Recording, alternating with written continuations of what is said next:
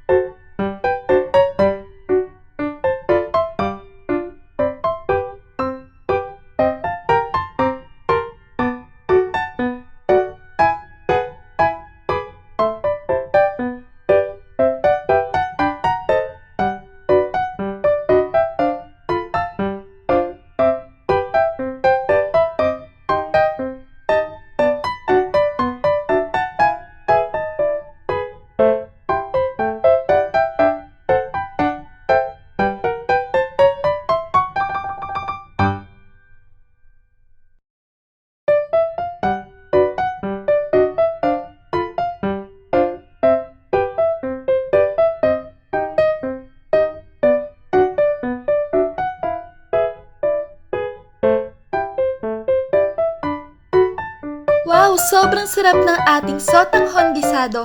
Ihain nyo to sa buong pamilya and for sure magugustuhan nila yan.